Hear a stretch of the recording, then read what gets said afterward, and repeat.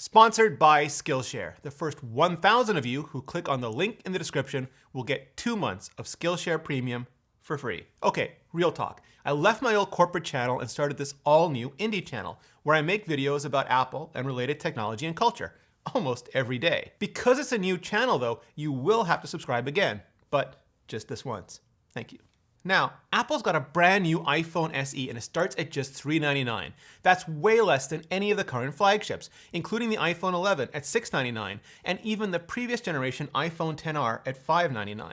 But as anyone who watches this channel knows, price is not the same as value. So if you really do need to buy an iPhone right now, which new iPhone will give you the best value? I'm Rene Ritchie and this is the iPhone SE versus XR versus 11.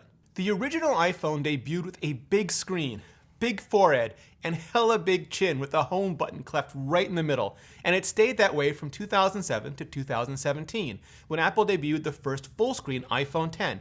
No forehead, no chin, and no home button, like at all. The iPhone SE represents that previous decade of design. It looks classic, nostalgic, old. And some people like things to look just exactly that way, because it's also familiar, almost comforting. Anytime you get lost in iOS or an app, you can just press the home button and instantly jump back to the home screen.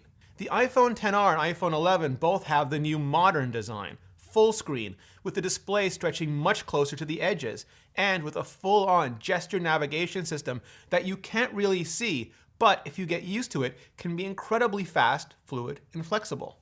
Now, this is going to be one of the most subjective categories because some people hate change and others hate being bored. Some want the same and others want different. Some want a place on the phone to rest their fingers without worrying about touching the screen, and a visible home button they can not only feel, but see. Others just want to watch the world burn. And by world, I mean as much of the bezels off the front of the phone as absolutely possible. So if you want that classic home button navigation and don't care like at all about the forehead and chin, you want the iPhone SE. But if you want that modern design and gesture navigation and the more expansive display, you want the iPhone XR or the iPhone 11. The iPhone SE uses Touch ID, a biometric fingerprint identification system for more convenient authentication.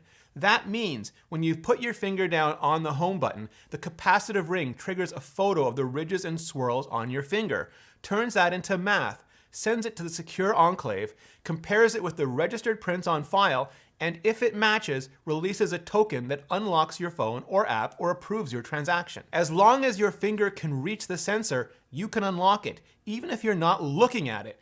But you can't be wearing gloves, and it can be sensitive to moisture levels if your finger is excessively damp or dry. The iPhone XR and iPhone 11 use Face ID, a biometric facial geometry scanner, for the same convenient authentication.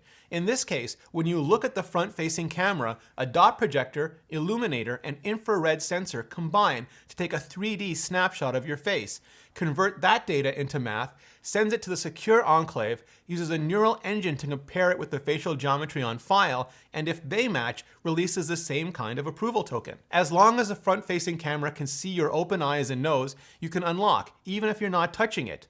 But you can't be wearing polarized sunglasses or a mask that covers your nose, and it can be sensitive to direct sunlight, blinding the sensor. All of these things on Touch ID and Face ID can be worked around, of course, but depending on how you live your life, one could be much more convenient and way less of a pain than the other. When everything goes right, Face ID can seem almost invisible. You just pick up your phone or trigger Siri and it's already unlocked.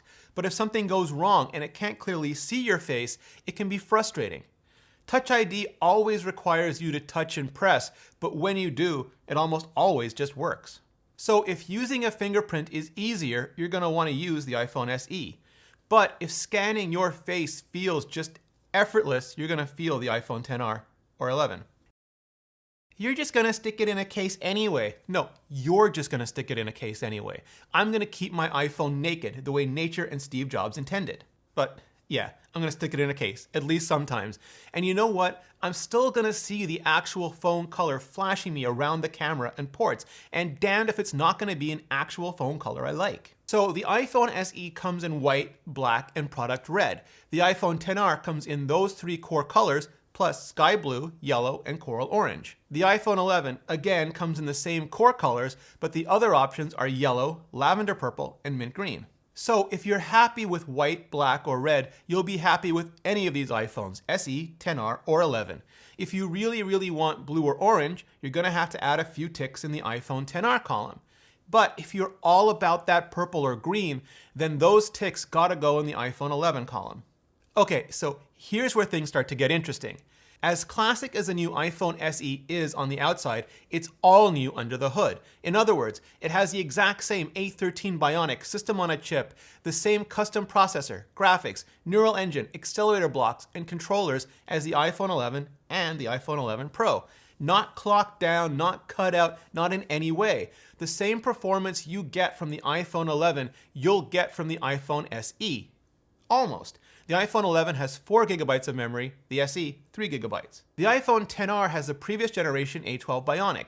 It's still one of the best chipsets on the market because Apple is still way ahead of the market, but it's just not quite as high performance or high efficiency as the iPhone SE or iPhone 11. So if you really don't care too much about one chipset generation, the iPhone XR will do you just fine. But if you want not just maximum performance right now, but for that performance to last for as many years as possible, you'll want the iPhone SE or the iPhone 11. And if RAM really matters to you, you'll want the iPhone 11. Even though the chipset in the iPhone XR is a year older and the chipsets in the iPhone SE and iPhone 11 are the same, the battery life is a totally different story. Now, Apple doesn't give out milliamp hour data for their devices because, like Yoda, they just hate being "judge me by my size, do you, Yude?"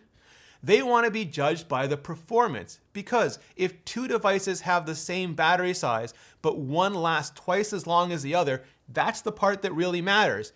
So we get workload numbers instead. And according to Apple, the iPhone SE will tap out after about 13 hours of video playback. The XR will go for up to 16 hours. The 11 all the way up to 17 hours. So if you're always close to a charger, don't drive your phone too hard, or battery life simply isn't a big stressor to you, iPhone SE should still see you through most of your day. But if you do everything on your phone, including a lot of social networking and gaming, you need it to last as long as possible between charges, and battery life is a big concern, you'll want the iPhone XR or the iPhone 11. And here's where it gets complicated, because the iPhone SE cameras are all kinda complicated. Instead of throwing a ton of numbers at you, numbers you could just as easily read off a spec sheet, I'm gonna try to keep things as simple as possible. The iPhone XR has a really good single camera on the back, just not as good as the dual cameras on the back of the iPhone 11, which adds an ultra-wide angle option, and probably not as good as the iPhone SE, which, okay. The iPhone SE is a hybrid, a chimera. In terms of sensors and optics, the physical parts that make up the camera hardware, it's like the wide angle on the iPhone 8. But the image signal processor, which is what applies everything from auto white balance to smart HDR, is exactly like the iPhone 11, because A13 Bionic. It's also got some new bits all its own, including and especially how it handles portrait mode on the front-facing selfie camera. It does quick video, but because of that sensor and those optics, it's also missing some things from the 11, like slow fees, and yeah, sadly night mode. It does extended dynamic range video in 4K, but only up to 30 frames per second like the XR, not 60 frames per second like the 11. My guess is the iPhone SE will end up producing as good as, if not slightly better photos and video than the iPhone XR, but not as good or as ultra wide as the iPhone 11. If you mostly just post on social media, Insta all the grams and tick all the talks, or take photos and videos of your family and friends but aren't too fussy about them, you'll be fine with either the iPhone SE or iPhone XR. But if your phone is your primary camera and you know you can never go back in time and get better memories of your most important moments, or you shoot professionally, you're going to want the iPhone 11. Yes, the iPhone SE doesn't have the modern design. It doesn't have all the colors. It doesn't have the same battery life, and it sure doesn't have the latest camera hardware. But it does have the best chipset money can buy and a price tag that starts at just $399. That's $200 less than the starting price on the iPhone XR, and $300 less than the starting price on the iPhone 11. Sure, you get what you pay for. Those extra few $100 will buy you a more modern design, more color options, longer battery life, and on the iPhone 11, better camera systems front and back. plus a few bells and whistles like the U1 ultra-wideband chip that might be way more useful in the future. But sometimes you really don't have to pay a lot for what you really need. Those extra few $100s could stay in your pocket or pay for other things that are even more important to you right now, like food or shelter. So here's my bottom line. If you really can't decide, or you really want the iPhone 11 but it's just out of reach, the iPhone XR is an okay middle ground. It's not as cheap as the SE or as good as the 11, but that's why it's still in the lineup. If you want a modern iPhone but you don't want to pay anything more for it, then you absolutely have to. But really, if you want the modern design, prefer Face ID, want the best camera possible to go with the fastest chipset and longest battery life possible, and still get one of the best deals available on that kind of package, basically anywhere, it's worth taking the iPhone 11. Starting at $699, and if you can, throw in just $50 more for the 128GB version. But if you prefer the classic design, really want Touch ID, are willing to compromise just a little on battery life and cameras, but still want top-notch performance and future-proofing, and the price really matters to you, the starting at $399 iPhone SE is the best, or certainly one of the best deals in phones today. And again, if you can manage just $50 more, go for the 128GB version. Then use the extra money you saved on an Apple Watch Series 3, 10.2-inch iPad, or a set of AirPods, and top any or all of them off with Skillshare. That'll get you Michael Phillips, Director of Training at Blue Bottle, showing you what it takes to brew an amazing cup of coffee right at home, right where so many of us are stuck so right now, and exactly where we need the best coffee the most. Not Dunkin', not Timmy's, not Starbucks, but right here, right now. Really, now please. But Skillshare will also get you so much more. It's an online learning community that offers membership with meaning, with classes that explore illustration, design, photography, video, freelancing, and more, with real projects to create and the support of fellow creatives. Skillshare is designed to move your creative journey, even when everything else in our lives makes them feel like they're on hold. You can learn and grow with short classes that fit your busy routine, and affordably with an annual subscription that's less than $10 a month. Join more than 7 million creators learning with Skillshare, and the first 1,000 of you who click the link in the description will get 2 months of Skillshare Premium for free. Act now and start learning today. Thanks Skillshare, and thanks to all of you for supporting the show. So, now, hit like if you do, subscribe if you haven't already, ring that bell gizmo if you want YouTube to actually tell you when new episodes go live, and then hit up the comments and let me know. iPhone 11, iPhone XR, or brand new iPhone SE. Which one are you considering and why? Thanks for watching. See you next video.